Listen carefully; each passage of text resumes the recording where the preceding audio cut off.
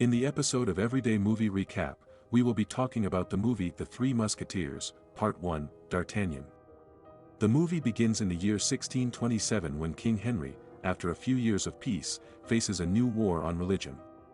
King Louis, who still has no heir, leads a divided land. Protestant forces, supported by England, opposes the great Catholic realms, seeking to expand their power.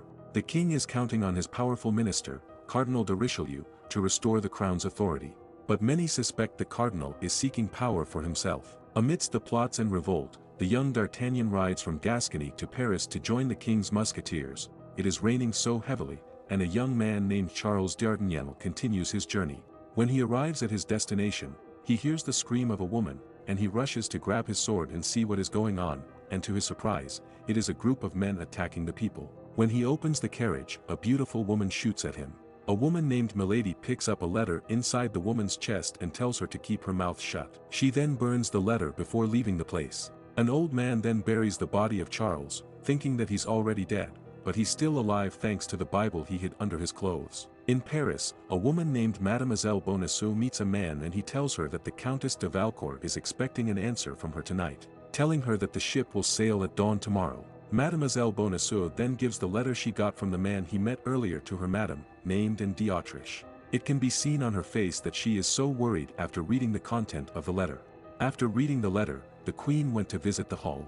King Louis is talking to his brother Gaston and asking him why he seems not to be that interested in his upcoming marriage, but he tells him that they should prepare for a war, not a wedding. He then tells the king that La Rochelle had been acquiring men and weapons. The king then asked the count why he needed to start a war with the Protestant. They tell him that their leader's name is Saint Blanc, and he is in London, Buckingham. Louis then says to them that they were not aiming for war but for a crusade. He gets them to keep quiet and that he doesn't want any bloodshed or war with the Protestants. Riding on his horse, Charles goes to the city to look for Captain de Treville, but there are 100 people in line, and it might have taken him how many days just to see the captain, so he runs over them so fast to escape from them. He was able to hide to start looking for the captain. Inside the place, people are training with their swords. Charles then sees the captain and tries to approach him, telling him he is the son of D'Artagnan. The captain then tells him that he knows his father and asks him what he wants. Charles then proceeds by telling him that he wants to become a musketeer. The captain tells him that he's going to write to the director of the Royal Academy, but for now, what he can do is let him join the cadets. He then assured the captain that it wouldn't be long. He sees someone familiar, so he rushes downstairs to meet the man, but unfortunately, he bumps into a man named Athos de Hauteville. The man did not accept his apology. Instead, he tells Charles he wants to give him a lesson. He gives Charles the time and location for him to teach the careless boy his final lesson.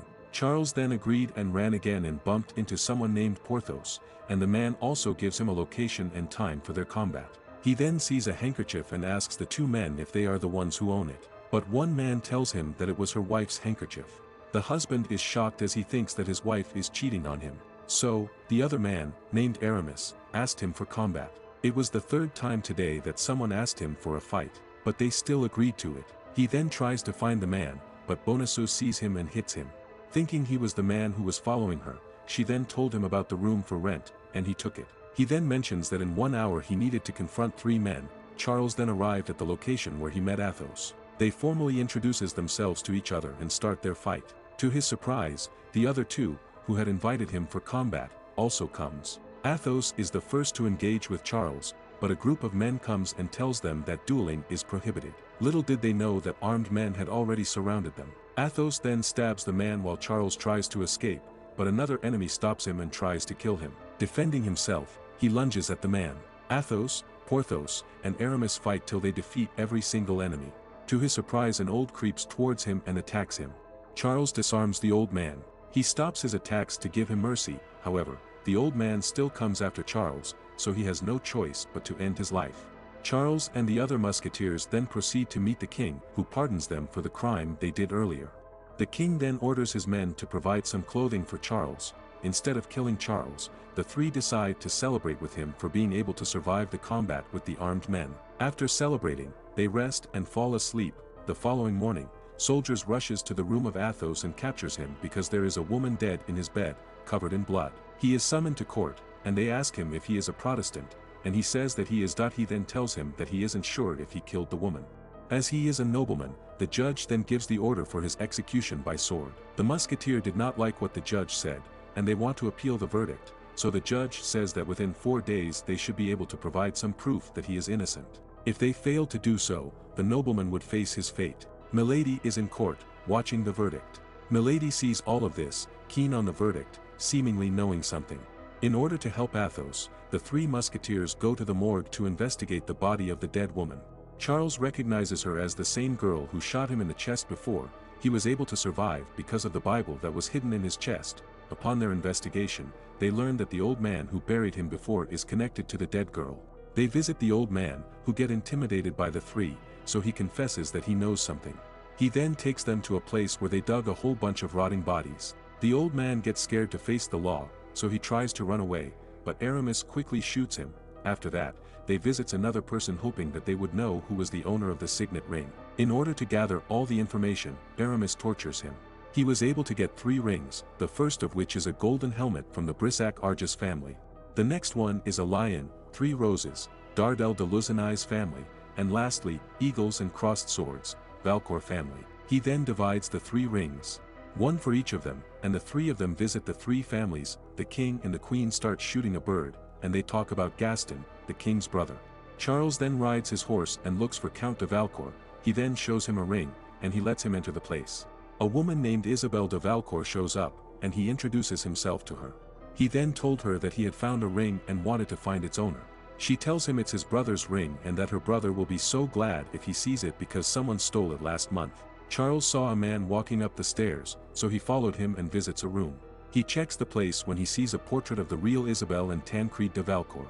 When Milady sees him, she shoots at him instantly. Charles ran away, and he went to Bonacieux and asked her to help him sew his gunshot wounds. She then sees a familiar piece of cloth that Charles is holding, and she asks her where he got it. He tells her that it was from Isabelle. Bonacieux then tells him that Isabelle acted as Buckingham's messenger and that everything was a trap. The man enters a room and kisses the queen. Little did they know that it was a trap, and a group of armed men attacked the lover. The trio arrives and saves the queen. After the tragic event, the queen ended their affair. She tells the trio to keep what they saw as their secret. She said that she's going to repay them one day if they ask for some help. So, they told her that a musketeer was on the verge of death because of this conspiracy, and they needed her help to save Athos' neck. Charles told Bonacieux everything that occurred, including the affair between the queen and the duke. Not knowing that someone was eavesdropping on their conversation, the king entered the room of the queen angrily and began questioning her and telling her about the rumor that was going on in Paris, namely that the queen gave the Englishman her diamond necklace. She then challenges the king to open the box if he really does not trust her, but the king does not open it and just tells her that at Gaston's wedding, she should wear it. The king informs her that he cannot do anything about the Athos because he killed a countess. Milady and the cardinal were talking, and he began telling her that she needed to leave London as soon as possible to attend a ball with the duke because he has the queen's necklace and diamond to prove that she is having an affair. The cardinal tells her to see his treasurer and get her payment, and he tells her that she'll get double payment if she is able to attend Gaston's wedding day. She then mentions that the king did not pardon his musketeer and that she's going to regret not seeing his execution. The cardinal then told her to pick up the diamond as soon as possible. Athos then starts to write a goodbye letter to his friend. He gave them his stuff. The guard cut his hair, and the priest began to say some prayers for him. Athos then rode a carriage, but on his way to the execution site, someone abducted him and tried to save his life. The captain of the Musketeers asked them if it was them who tried to stop the execution of Athos, but they all denied being involved. Benjamin, his brother, saved Athos' life, and they both hugged each other. Saint Blanchard told him that his brother vouched for him, saying that his life was worth saving. Benjamin then invites Athos to join them. The man gave the captain a letter. In the letter, they are being accused of freeing Athos. That's why the captain told them not to leave the premises, and he ordered Charles to leave the place since he's still a cadet, not a musketeer. Charles left the place and met Bonacieux, who told him that the cardinal wanted to bring the queen down. He then promised her that he would bring the queen's diamond. He rode his horse and began his journey. While he was sleeping, he was awakened when he felt someone's presence, and it started attacking him. They fought, and, to his surprise, it was Athos. The two began their journey and went to Buckingham Manor, England, to get the queen's diamond necklace. They observed the place and noticed that there are a lot of soldiers. Milady is in Buckingham trying to find the queen's lover and get from him the necklace. She sees him and dances with him. Charles then wore his mask and entered the banquet, trying to locate the duke. The two then drink wine and leave the banquet. While they were kissing, Milady stole the queen's necklace from him. He heard a gunshot and told her not to leave. He checks what's going on, sees that it is Charles, and orders the people not to hurt him. Charles then told him that he needed the necklace because the king ordered the queen to wear it to Gaston's wedding, and he was surprised that it was missing. He then suspected that it was Milady.